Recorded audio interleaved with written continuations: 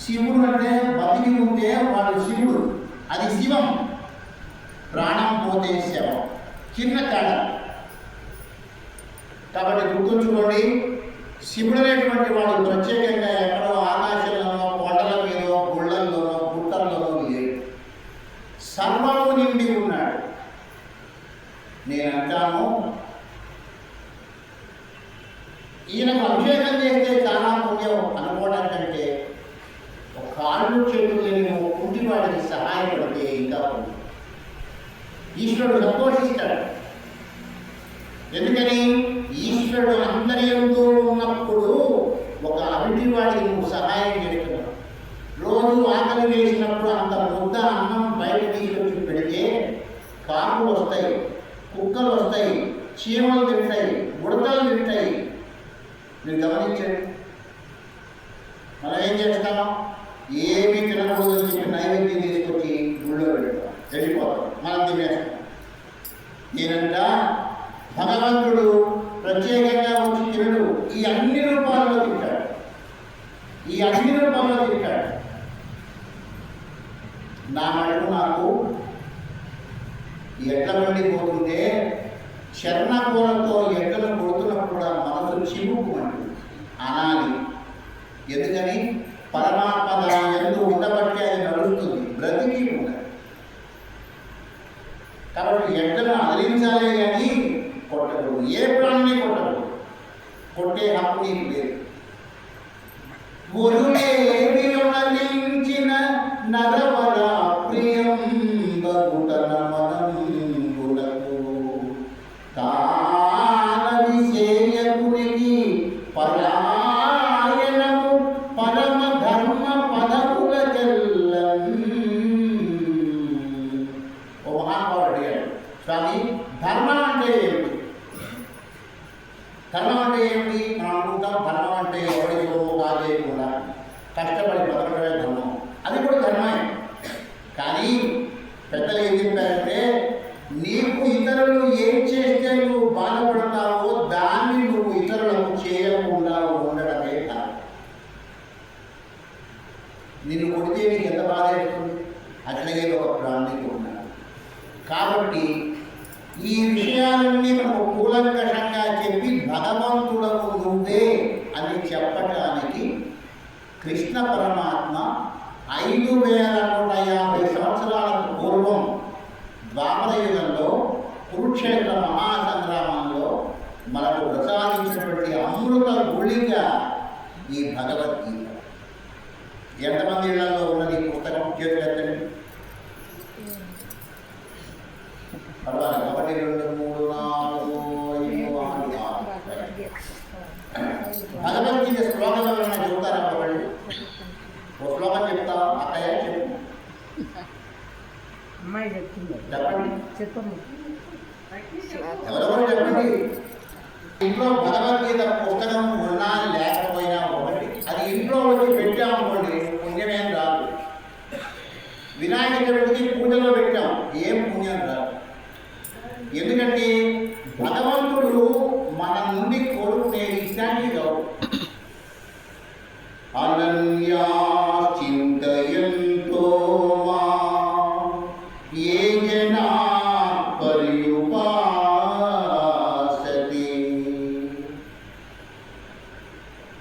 పరమాత్మ ఏమంటున్నాడు? ఇతర చింతనలు లేకుండా ఎవడైతే నన్నే నమ్ముకొని నన్నే పిలుస్తూ నన్నే ప్రార్థిస్తూ ఉన్నాడు. ఏమండి, ఎక్కడ ప్రార్థిస్తాం? పొద్దున్నే లేవగానే ముందు చిమ్ముకోవాలి, పేడగడ్డి తీసుకోవాలి, గేదెలను శుభ్రం చేసుకోవాలి, మళ్ళీ పొలానికి పోతే వాటిని పంపించాలి, ఇంట్లో అన్నం వండాలి, పిల్లల్ని బడికి పంపించాలి, బస్సు వస్తుంది ప్యాక్ నుంచి. ఎక్కడండి ఇవన్నీ? నేను ఇవన్నీ చేసి దేవుడి ముందు కూర్చునేటప్పటికీ 11 అయింది. 11కి కూర్చోగానే అంటేనే వాడు పాలు పోసేవాడు వస్తాడు 11:30. వాడు పోగానే కూరలన్నా లేదండి అంటారు చాలా. గుర్తుంచుకోండి, పరమాత్మ ఏమంటున్నాడు? ఇతర చింతనలు లేక నన్నే పరించేటువంటి. ఇప్పుడు కొత్త పూజ చెబుతా. కొత్త పూజ చేస్తారా? కొత్త పూజ చేస్తారా? చాలా సింపుల్గా ఉంటుంది. ఎంతమంది చేస్తారు? చేతులెత్తండి. ఈ పూజ నేను ఎప్పుడు పూజ చేసేవాడు. ఏమండి మేము పేదవాళ్ళని ఈ పూజ చేయలేమంటానికి లేదు. పైసా ఖర్చు లేదు, పైసా ఖర్చు లేదు. కొబ్బరికాయ కొత్తకల్ల దీపారాధన లేదు. ఈ పూజ ఏమి కాదు. మీరు మెలుపుతో ఉన్నంతసేపు హరే రామ రామ రామ హరే హరే, హరే కృష్ణ కృష్ణ కృష్ణ కృష్ణ హరే హరే. అన్నేమంటారు? ఏమన్నా అంటారు? అను హరే రామ హరే కృష్ణ హరే పర్వాలేదు, మీరు అన్నట్టుగా అనుకోవాలి, పర్వాలేదు. ఏమిటి? అనుక్షణం భగవంతుడి స్మరణ మనం చేస్తూ. నువ్వు పూజ అంటే ఆ పుస్తకం తీసుకొని అష్టోత్తరమో సహస్రనామమో కుంకుమ పూజ ఎప్పుడో టైం పెట్టుకొని 12ంటికి అందరూ రండమ్మా ఆర్చుకొని తీర్చుకొని అప్పుడు మొదలు పెడదాం అంటే ఇది కాదు పూజ. సర్వకాల సర్వావస్థల యందు నన్ను తప్ప ఎవడైతే ఇంకొక ఆలోచన చేయడం లేదు, తేషామిచ్ఛాభియుక్తానాం యోగక్షేమం వహామ్యహం. ఒక ఆడికి ఏమి రాదు, చదువుకోలేదు, చెప్పగలుగుతా. ఎవరో హరిదాసు సంక్రాంతికి వచ్చి బియ్యం పోస్తే కృష్ణార్పణం అన్నట్టు అనేటప్పటికీ ఆమె అనుకుంది, అబ్బో ఇదిలో పెద్ద మంత్రంలాగా ఉంది కదా అనుకొని అక్కడి నుంచి ప్రతిరోజు ప్రతిక్షణం కృష్ణార్పణం కృష్ణార్పణం కృష్ణ. ఇల్లు చిమ్మటం, ఆ కసువు తీసుకెళ్ళి దిబ్బలు వారేయటం కృష్ణార్పణం, స్నానం చేస్తూ కృష్ణార్పణం, అన్నం తింటూ కృష్ణార్పణం, పేరు చూసుకుంటూ కృష్ణార్పణం అంటూ ఉంటే ఇలా గడిచిపోతున్నాయి. కొంతకాలం గడిచిపోయింది. ఆ ఊళ్ళో ఉన్నటువంటి కృష్ణుడి మందిరంలో చక్కగా పూజారి గారు కృష్ణుడికి స్నానం చేయించి శుభ్రంగా మాల వేసి బట్టలు కట్టి నైవేద్యం పెట్టి ఇంటికి పోయి మళ్ళీ వచ్చి చూసేటప్పటికీ కసు ఉంటుంది కదా ఆ కృష్ణుడి పాదాల మీద. ఏంగా ఆశ్చర్యంగా ఉంది, వేసిన కాలం వేసినట్టే ఉంది, కసువేంది, ఈ చెట్టంతా ఎవరు పోస్తున్నాడు ఇక్కడ, ఏమిటి పాపం, ఏ అపరాధం జరిగిందే అని చెప్పి ఊళ్ళో వాళ్ళు కంగారు పడుతుంటే ఎవడో వాడు పసిగట్టాడు. ఏమండి ఆమె కృష్ణార్పణం దూపులు ఆమె ఏదన్నా చేస్తుందేమో నాకు అనుమానంగా ఉందండి అని చెప్పంటే ఆమె తీసుకొచ్చారు. వస్తూ ఆమె గుడి దగ్గర ఏదో రాయి కట్టుకుని కాలుకి పడబోయేది. సరే వాళ్ళని ప్రమాణించుకొని లేచింది. ఆమె కాలికి రక్తం వచ్చింది. వెంటనే కృష్ణుడి కాళ్ళకి రక్తం అవుతుంది. రక్తం రావడం కృష్ణార్పణం ఉంది. రక్తం రావడం కూడా కృష్ణార్పణం అంటే ఆ కృష్ణుడి యొక్క వేలుకి రక్తం వస్తుంది. పూజారి చూశాడు, ఆశ్చర్యపోయినాడు. అదేమిటి ఆయన కాలంలో రక్తం వస్తుంది, ఆయన కాలంలో రక్తం వస్తుంది. అప్పుడు ఆయన గ్రహించి, అమ్మా ఇలా అంటం వల్ల అన్ని కృష్ణుడు తీసుకుంటున్నాడు. అదేమన్నా మంత్రం అండి? ఏం కాదు. కృష్ణార్పణం అంటే కృష్ణుడికి చెందుగాక అని. కాబట్టి ఇది ఏమిటి? నీ మనసులో భక్తి ఉన్నదా లేదా అని మాత్రమే పరమాత్మ చూస్తాడు తప్పితే నువ్వు దానం చేసావా, పట్టుచీర కట్టుకున్నావా, కథ పొంగలు చేసావా, 2 కొబ్బరికాయలు తెచ్చావా, గంట కొట్టావా, ఇవన్నీ చూడము. అందుకే పూజలలో అతి సులభమైన పూజ ఏమిటంటే సర్వకాల సర్వావస్థల యందు భగవన్నామం.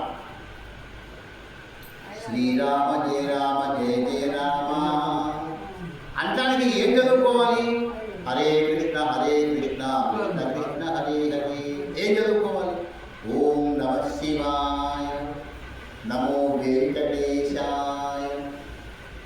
ఇదే పూజ, ఎప్పుడు ఇదే స్మరణ. కొంతకాలానికి మనం మనసు లేకుండానే మొదలు పెడితే కొంతకాలానికి మనం ఆ మాట అన్నప్పుడు మన మనస్సు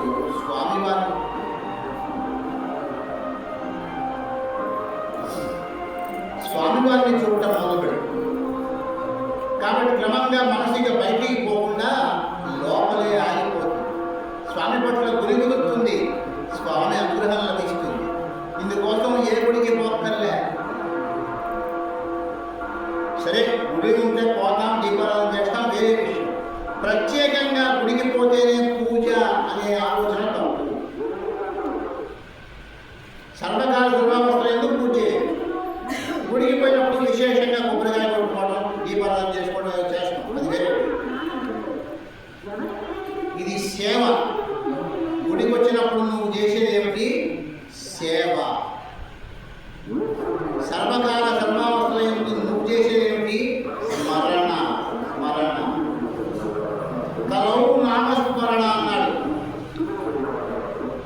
జీవితంలో నామస్మరణలు మించింది లేదు. కాబట్టి నామస్మరణకు ముహూర్తం ఉందే, టైం ఉందే, అయ్యో నేను స్నానం చేయలేదు ఇప్పుడు అంటే కోపం వస్తుందేమో దేవుడికి అనుకుంటే దేవుడికి స్నానాలతో ఇవన్నీ స్నానాలు బాగా చేస్తూ ఉంటుంది. ఎందుకని అంటే పరమాత్మ రూపంలో ఉన్నాడా కాదు. కృష్ణుని అడిగాడట ఏమని, అర్జునుడు బాబా అమ్మా కూర్చోండి కూర్చోండి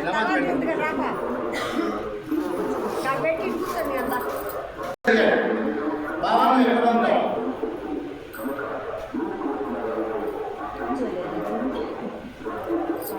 నువ్వు ఎక్కడ ఉంటావు? నీ రూపం ఇదేనా? ఎప్పుడు ఇట్లాగే నెమలిపించం పట్టుకుని ఉంటావా? కిరీటం పెట్టుకుని ఉంటావా? వెనకాల ఒక ఆవు ఉంటుందే, ఇదేనా నీ రూపం? ఈ లోకంలో రకరకాల పేర్లతో దేవీ దేవతలు ఉన్నారు, అనేక గుళ్ళు ఉన్నాయి మన ప్రపంచంలో. ఇందులో నీ యొక్క రూపం ఏది? ఏ గుడిలో నువ్వు ఉన్నావని నేను అనుకోవాలి అంటే ఎంతసేపు పడుతుంది? 2 నిమిషాలు అయిపోయింది.